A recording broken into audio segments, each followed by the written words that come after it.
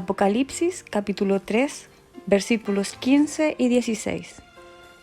Yo conozco tus obras, que ni eres frío ni caliente. Ojalá fueses frío o caliente. Mas porque eres tibio y no frío ni caliente, te vomitaré de mi boca. Hermanos, les saludo en el amor del Señor.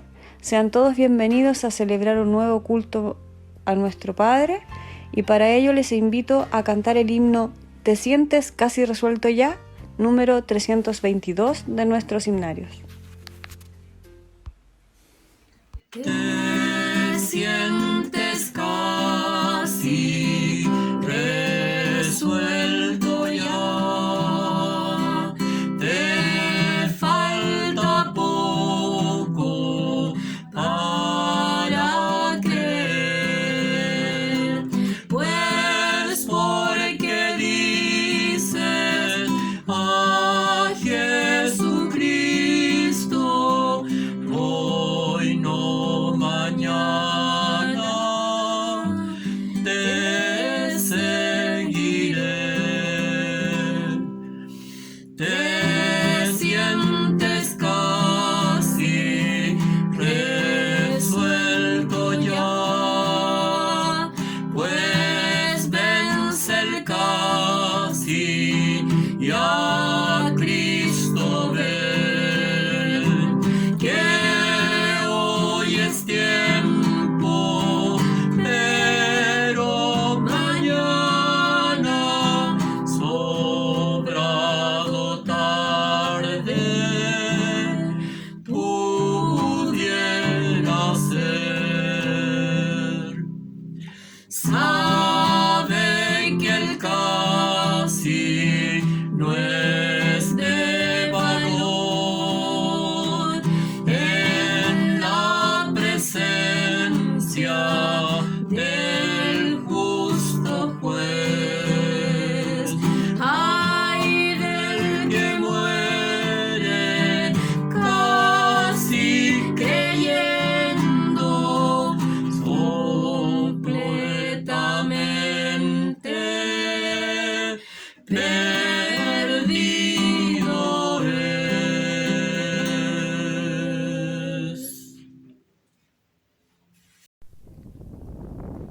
Buenas noches, hermanos, les saludo en el nombre del Señor.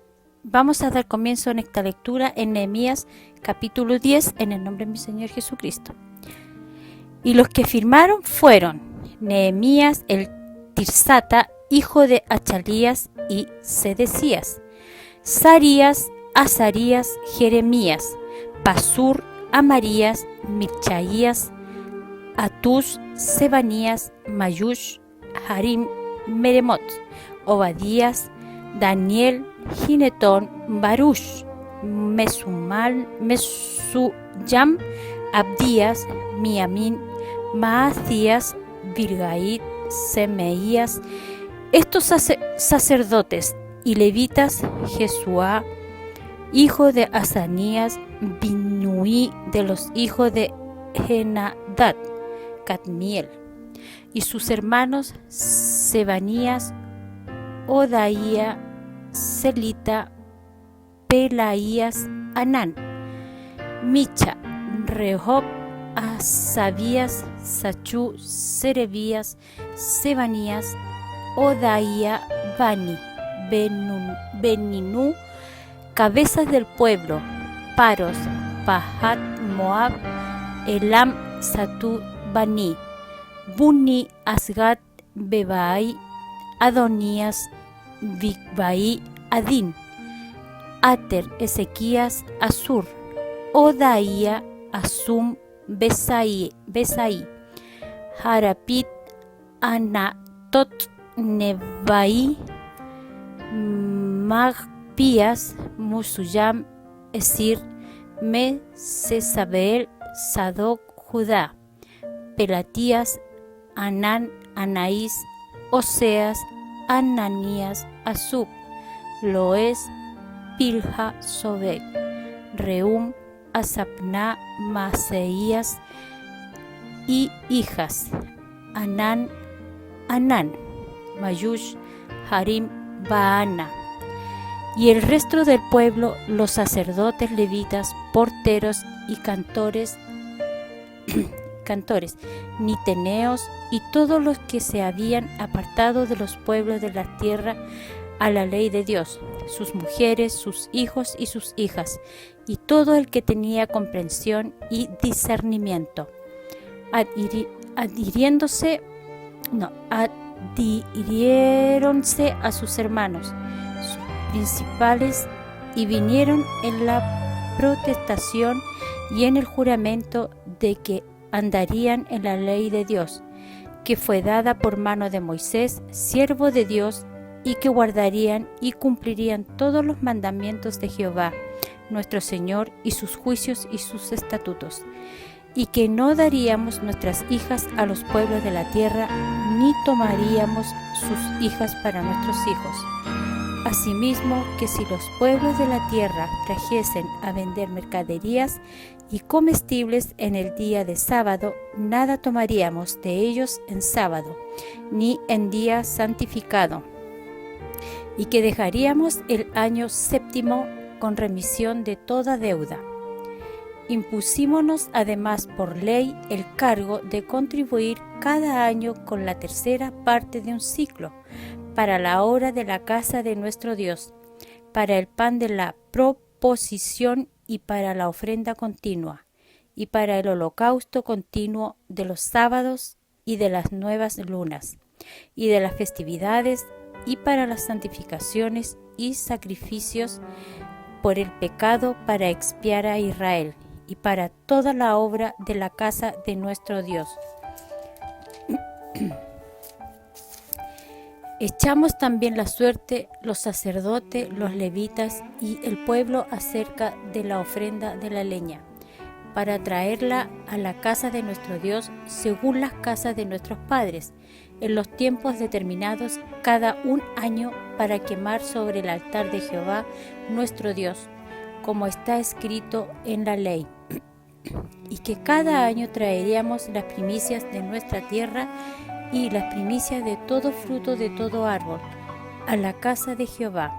Asimismo los primogénitos de nuestros hijos y de nuestras bestias, como está escrito en la ley. Y que traeríamos los primogénitos de nuestras vacas y de nuestras ovejas a la casa de nuestro Dios, a los sacerdotes que ministran en la casa de nuestro Dios. Que traeríamos también las primicias de nuestras masas y nuestras ofrendas y del fruto de todo árbol, del vino y del aceite, a los sacerdotes, a las cámaras de la casa de nuestro Dios, y el diezmo de nuestra tierra a los levitas, y que los levitas recibirían la décima de nuestras labores en todas las ciudades, y que estaría el sacerdote hijo de Aarón con los levitas cuando los levitas recibirían el diezmo, y que los levitas llevarían el diezmo del diezmo a la casa de nuestro Dios, a las cámaras en la casa del tesoro. Porque a las cámaras han de llevar los hijos de Israel y los hijos de Leví la ofrenda del grano, del vino y del aceite, y allí estarán los vasos del santuario y los sacerdotes que ministran, y los porteros y los cantores, y no abandonaremos la casa de nuestro Dios. Amén.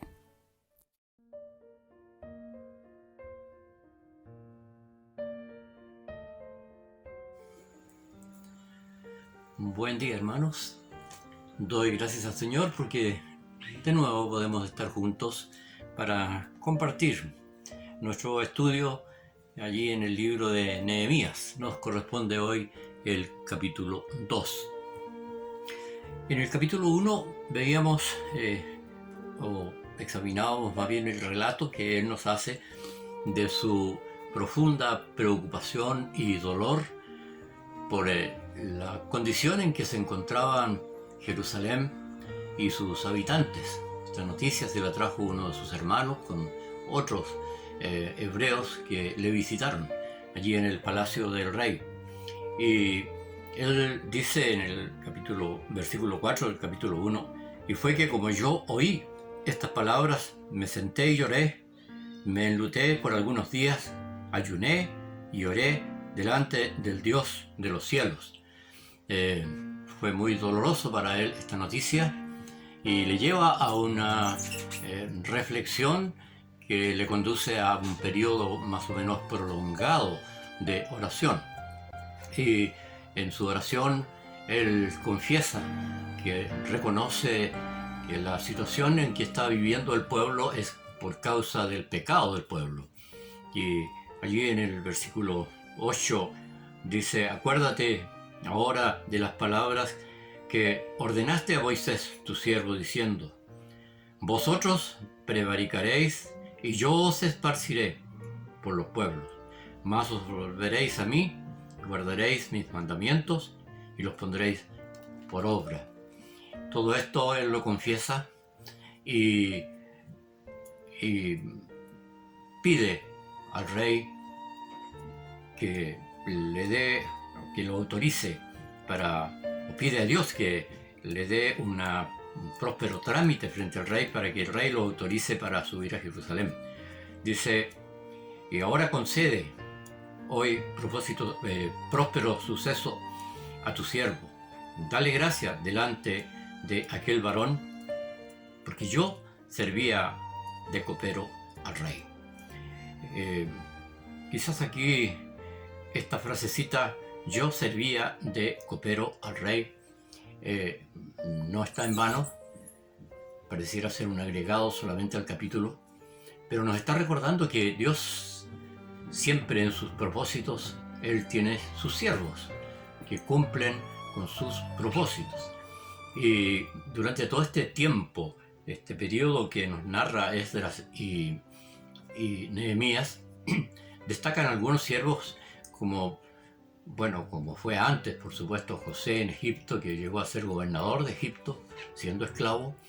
Allí en Babilonia, Daniel, siendo esclavo, llegó a ser de los principales administradores del imperio junto a sus 3 compañeros que habían sido lanzados al horno de fuego y librados por el Señor. Y luego después entonces aparece Nehemías. Quizás recordar un poquito un detalle que no quedó bien claro el domingo pasado respecto a Daniel y la profecía de las 70 semanas. Dijimos allí, leíamos en Daniel capítulo 9 la descripción de estas 70 semanas. Sepa pues y entiendas que desde la salida de la palabra para restaurar y edificar a Jerusalén hasta el Mesías príncipe habrá 7 semanas y 62 semanas. El protagonista aquí es el pueblo de Dios y son 69 semanas. Y la profecía es para 70 semanas están determinadas para tu pueblo.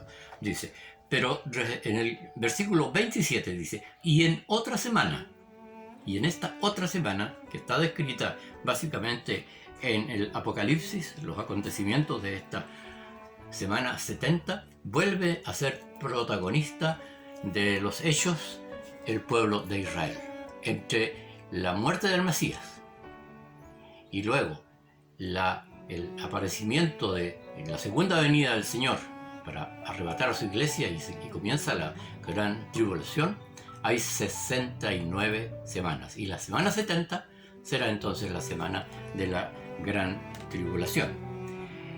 Y tenemos otros siervos de Dios que no son del pueblo de Dios, mencionados también en los propósitos de Dios y principalmente en este periodo. Y él habla de sus siervos, de sus enviados. Tenemos a Nabucodonosor, a Ciro, que él los considera siervos suyos y los usa en bendición para el pueblo de Dios. A Ciro, a Darío y luego a Artajerjes, que se hacen parte incluso de la reconstrucción de Jerusalén y de los muros de Jerusalén. Llegamos así al capítulo 2 y dice aquí, y fue en el mes de Nisan. Está mencionado en el primer capítulo el mes de Kisleu. Kisleu, 9º mes. Nisan, primer mes. 4 meses transcurrieron de esta petición delante de Dios de Nehemías, una oración bastante prolongada. A veces nos precipitamos, queremos respuestas rápidas de parte de Dios, pero Dios tiene sus propósitos y sus tiempos, y Él los cumple. Y aquí el propósito era noble, era bueno, era un propósito de acuerdo al corazón de Dios, el propósito de Nehemías. Sin embargo, la respuesta no vino inmediatamente. La solución la entregó Dios después de 4 meses de oración de este siervo de Dios. Y ahora entonces dice que en el mes de Nisan, en el año 20 del rey Artajerjes, que estando yo ya el vino delante del rey, tomé el vino y lo di al rey. Siempre los siervos de Dios que tuvieron participación en este periodo en la historia del pueblo de Israel, tuvieron cargos muy importantes y de gran eficiencia. Aquí Nehemías tiene el cargo de copero.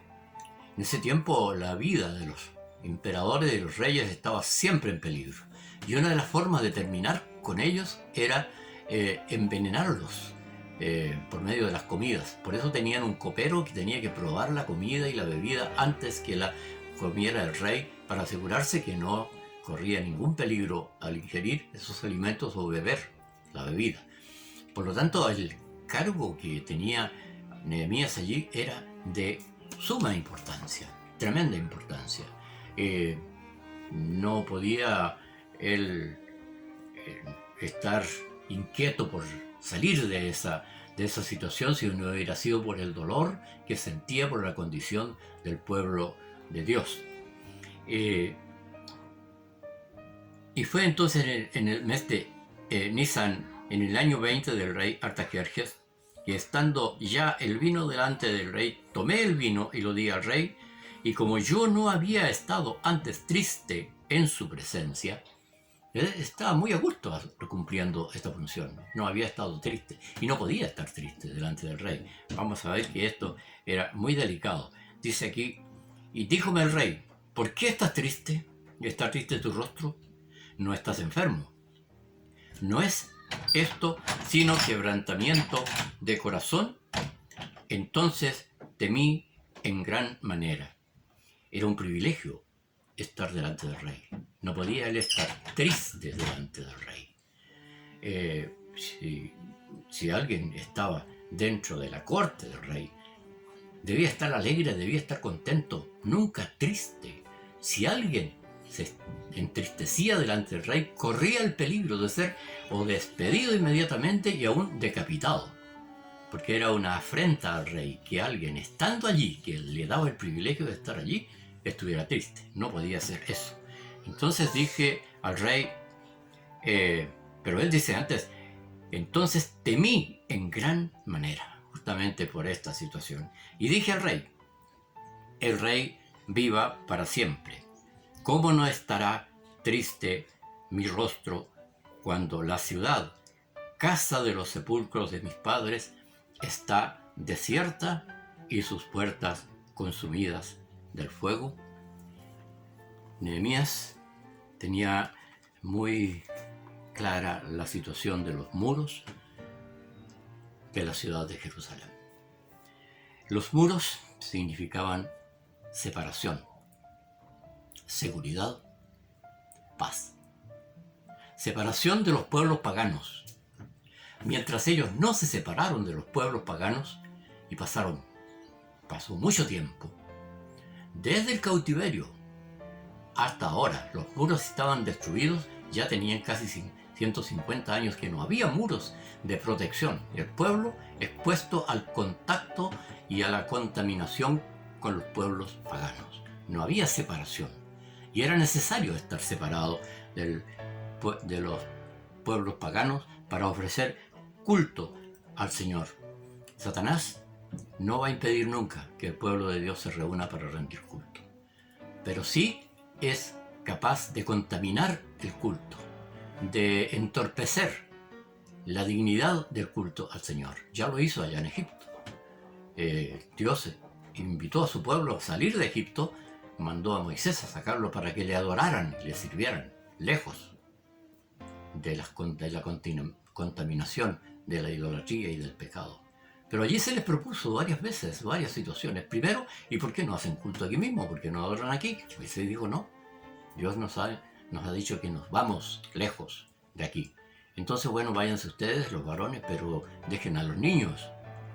Hasta hoy día esa teoría la presenta el diablo a través de las autoridades, de los psicólogos, de los pensadores de la educación, todo.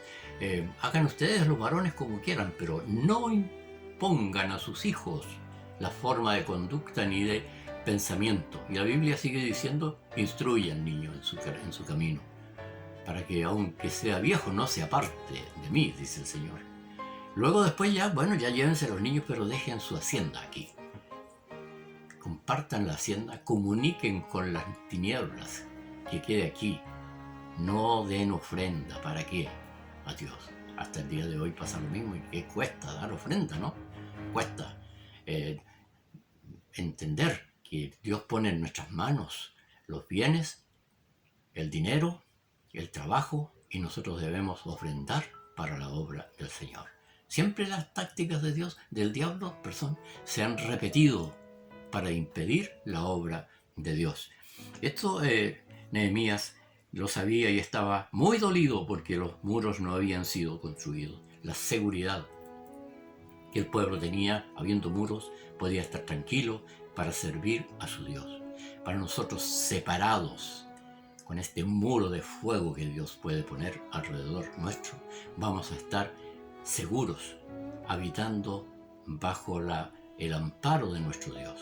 El que habita al abrigo de Dios puede morar tranquilo, en paz, a la sombra del Omnipotente. Bueno, este era el propósito de Nehemías, de ir a reconstruir entonces los muros que por tanto tiempo habían estado derribados y las puertas, dice, consumidas a fuego. Y el rey me dijo, ¿qué cosa pides? Entonces oré al Dios de los cielos. La oración puede ser de un día, de 4 meses, como en este caso, o muy breve, una oración profunda del corazón mientras habla con el rey. Son formas que tenemos que nosotros entender, que de acuerdo al momento que estamos viviendo, tenemos que saber cómo dirigirnos a Dios. Si Él nos da tiempo, habrá tiempo para estar delante de Él, clamando día y noche, constantemente. Pero si la situación es casi instantánea, desde el corazón, de lo más profundo del corazón, se eleva una oración a Dios. Y la oración es constante, es permanente. Usted está orando a Dios permanentemente, constantemente, toda su vida. Entonces oré a Dios de los cielos y dije al rey, él quería dar una respuesta sabia, orientada, guiada por el Señor, por Dios.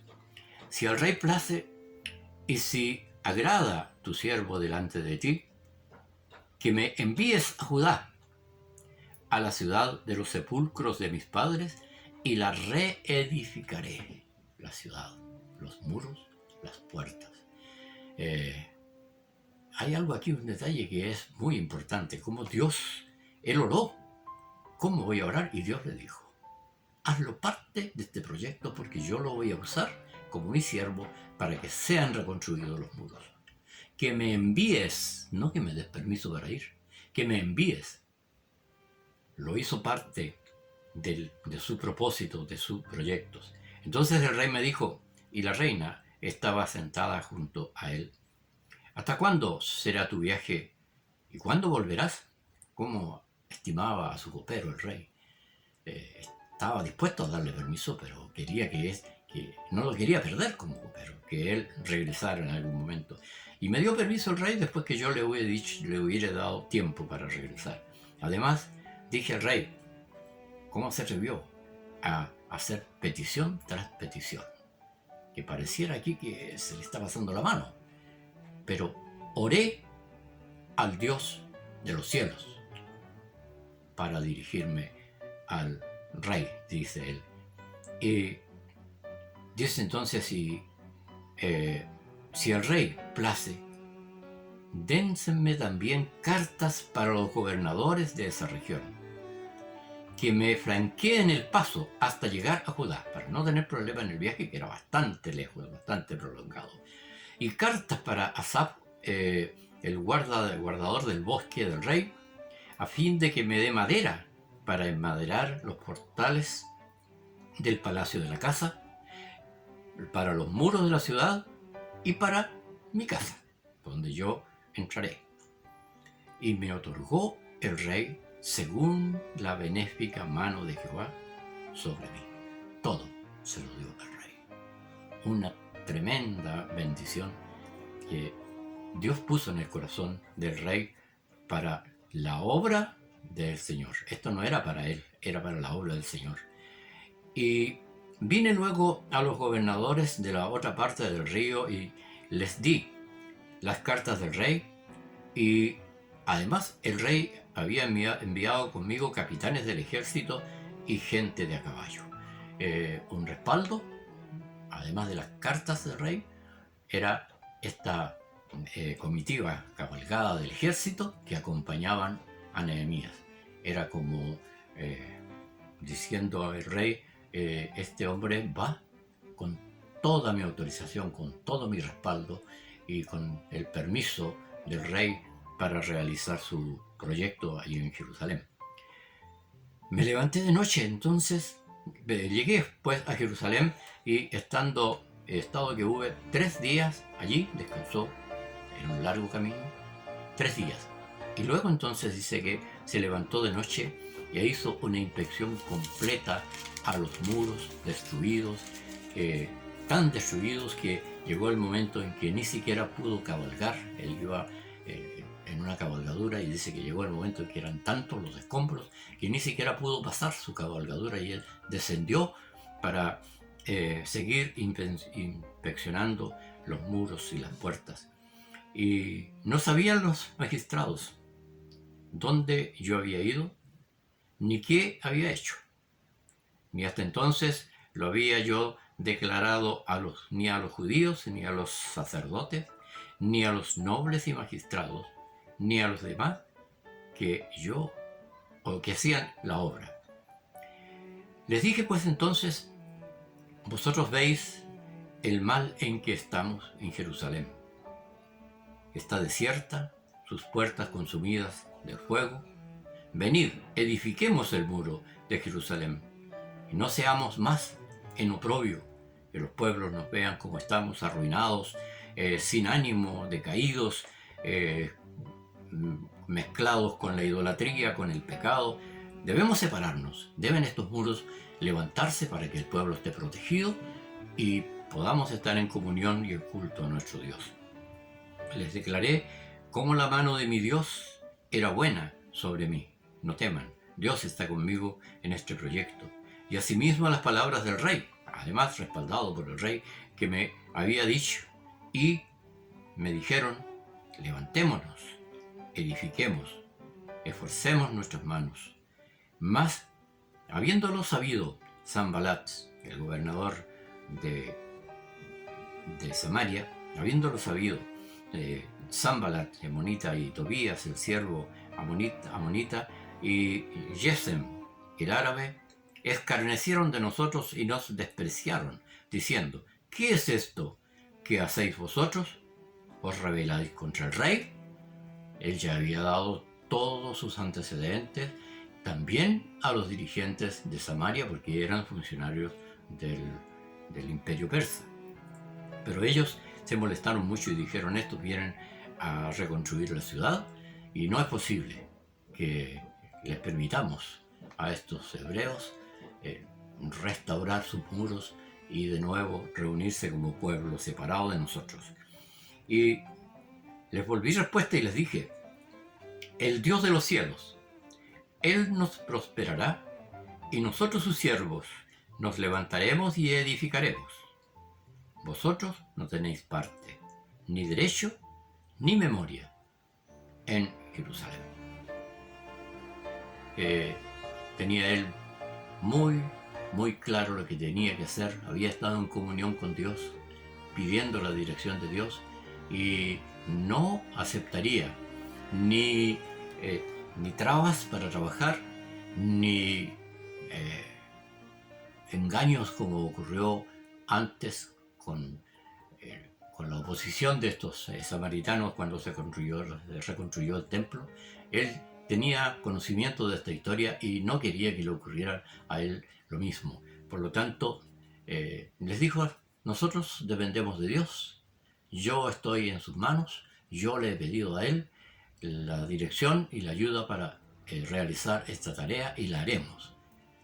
Ustedes nada tienen que ver con nosotros, ni con el pueblo de Dios, ni con Dios.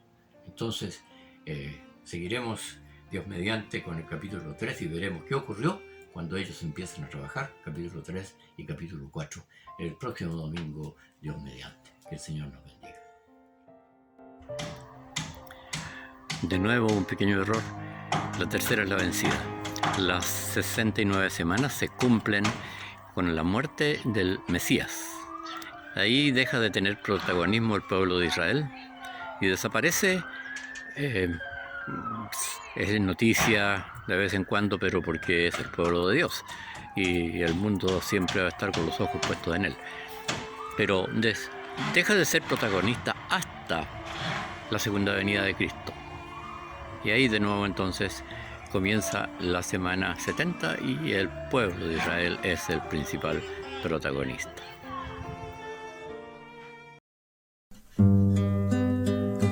Libertad, libertad, oh qué buena es aquella que da el Salvador. Libertad a las almas perdidas, libertad de la condenación. Una vez era yo peregrino, cautivado en cadenas, terror. Mi maldad me tenía cautivo a una eterna y sin fin perdición.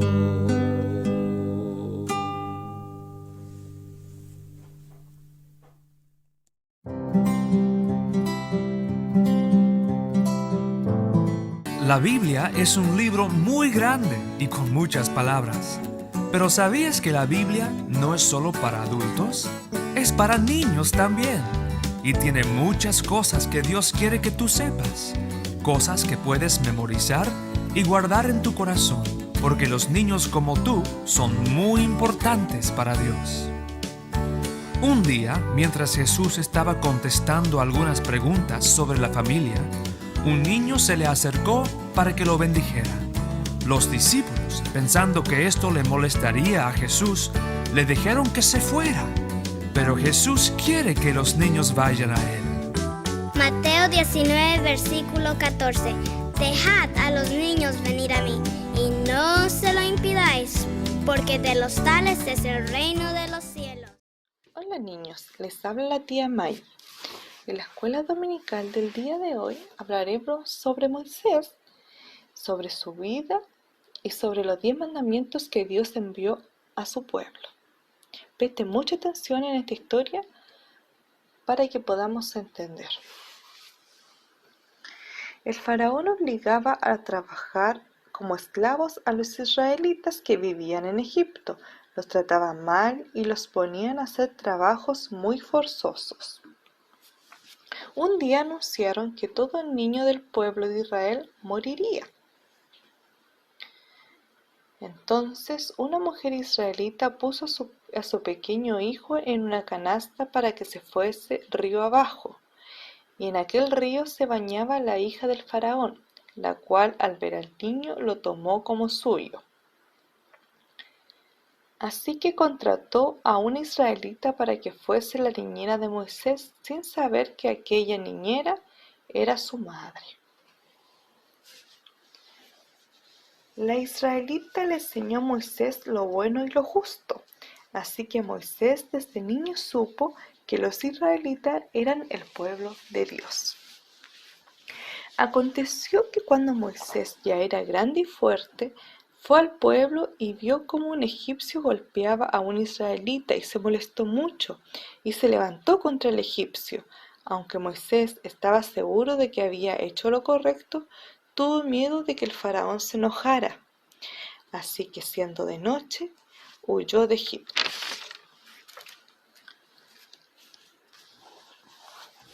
Años después, Moisés estaba con sus ovejas, cuando de repente ve un gran árbol cubierto de fuego, pero este no se consumía, y escuchó allí la voz de Dios que le dijo: Ve a Egipto y libera a mi pueblo Israel, porque he escuchado la aflicción de sus corazones.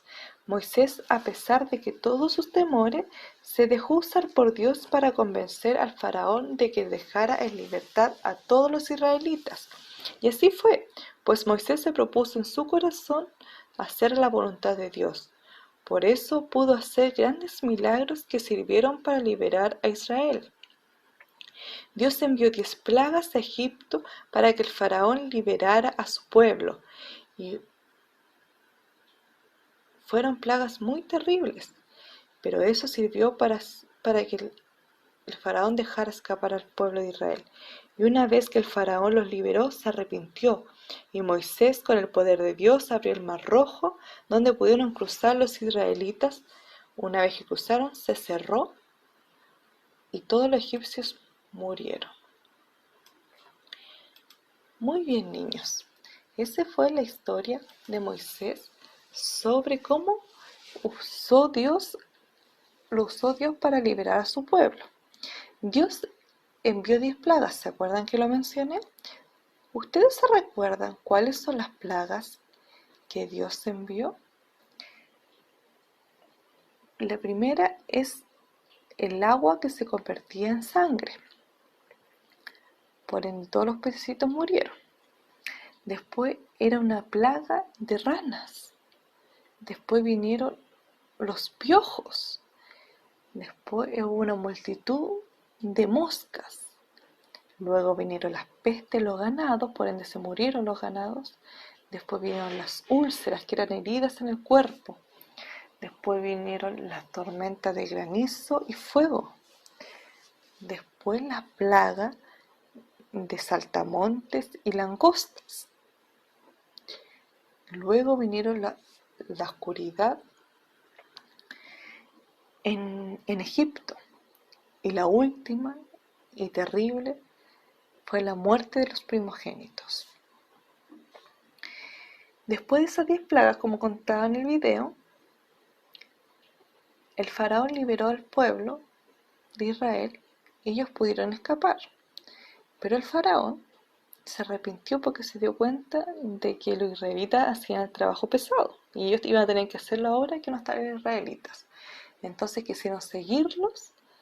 Y ahí fue cuando Dios hizo un milagro en Moisés y pudo abrir el mar Rojo para escapar. Como se ve en la foto, ellos pudieron escapar y una vez que cruzaron, el mar se cerró y todos los egipcios que venían atrás se ahogaron. Después que pasó el tiempo, y caminando por el desierto, se dirigieron al monte Sinaí. En todo ese recorrido, el pueblo de Israel se rebeló contra Dios una vez, reclamaba que si estuviéramos en Egipto no estaría pasando esto. Entonces Dios se dio cuenta que el pueblo de Israel necesitaba leyes para obedecer a Dios, para que no se olvidaran de lo que Dios había hecho por ellos, que recordaran que lo había liberado de Egipto y para que no adoraran a otros dioses. Entonces le entregó en una roca escrita por su mano, en el monte Sinaí, se lo entregó a Moisés los 10 mandamientos. Y estos 10 mandamientos Moisés se los entregó al pueblo. ¿Ustedes saben cuáles son los 10 mandamientos? A continuación los vamos a ver. El primero, que dice: no tendrás dioses ajenos delante de mí. El pueblo de Israel tenía tendencia a adorar a otros dioses o a hacerse becerros de oro, a hacerse imágenes, y eso Dios no lo permite, es idolatría. Entonces, por eso los dos primeros mandamientos son: No tendrás dioses ajenos delante de mí y no te harás imágenes. Dios dice que no te harás imágenes de nada que esté en el cielo, en la tierra, ni en las aguas debajo de la tierra. No te inclinarás a ellas y no las adorarás. Después el tercer mandamiento dice, no tomarás el nombre de Jehová tu Dios en vano. O sea, para jugar o molestar. El nombre de Jehová es sagrado. Uno no tiene que estar jugando con el nombre del Señor. El cuarto mandamiento dice, 6 días trabajarás, mas el séptimo será de reposo para Jehová tu Dios. Eso quiere decir que la semana vamos a trabajar, pero el último día, el séptimo día, que normalmente es el domingo, lo dedicarás al Señor, a alabar a tu Dios, a agradecer por todas las cosas que nos da y a entregarte 100% a Dios. El quinto mandamiento es honra a tu padre y a tu madre. Dios promete que si nosotros honramos a nuestro padre y a nuestra madre, nos va a ir bien y vamos a ser de larga vida sobre la tierra. El siguiente dice, no matarás. El séptimo, no cometerás adulterio. El octavo, no hurtarás. Eso significa no robarás o no tomarás algo que no te pertenece. El noveno, no hablarás contra tu prójimo falso testimonio. Eso quiere decir que vamos a andar mintiendo o inventando cagüines o discordia entre los hermanos, amigos, familiares. Eso, Dios dice que eso no se hace. Eso es un pecado.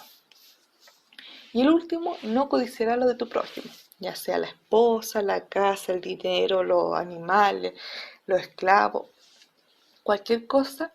Nosotros debemos codiciar lo que tiene el resto. Nosotros debemos alegrarnos por el resto, porque Dios siempre nos va a dar lo que nosotros necesitamos. Dios no nos va a abandonar. Entonces, siguiendo estos 10 mandamientos, podemos ser más fieles al Señor. Y con la ayuda del Señor podemos cumplirlo, porque nosotros como humanos tenemos tendencia a equivocarnos, tenemos tendencia a pecar. Nuestra naturaleza es de pecado, pero con Dios todo lo podemos con Cristo. Por eso debemos día a día hacer nuestro mejor esfuerzo para cumplir estos mandamientos y entregar nuestra vida 100% al Señor para que Él nos ayude a cumplirlos. Hasta aquí la clase de hoy, niños. Que el Señor les bendiga, que tengan una hermosa semana. Y a continuación vamos a escuchar los versículos de nuestro niño referente a los 10 mandamientos. Que el Señor les bendiga. Los quiero mucho. Chao, cuídense.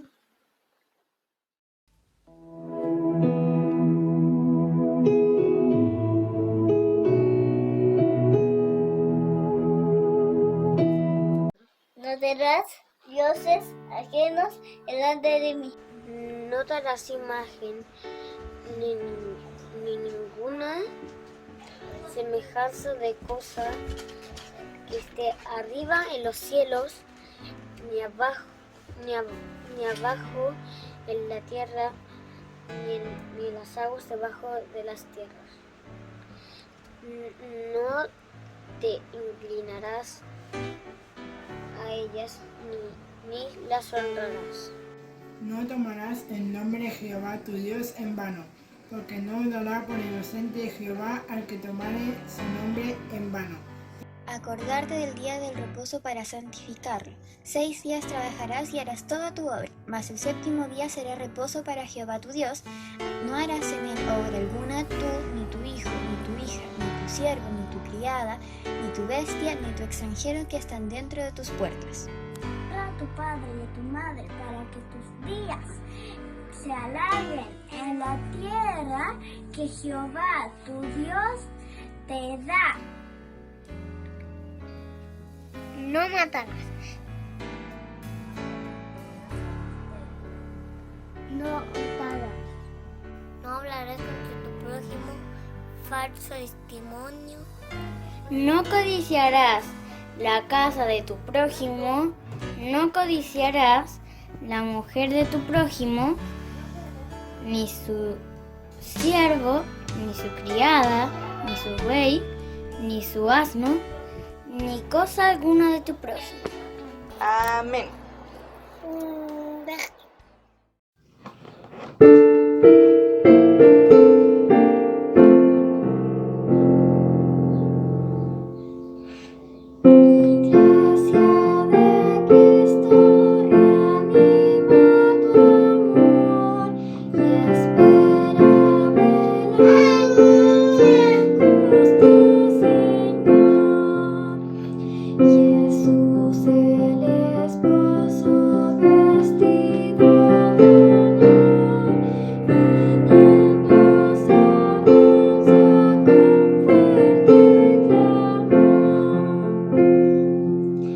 Sí.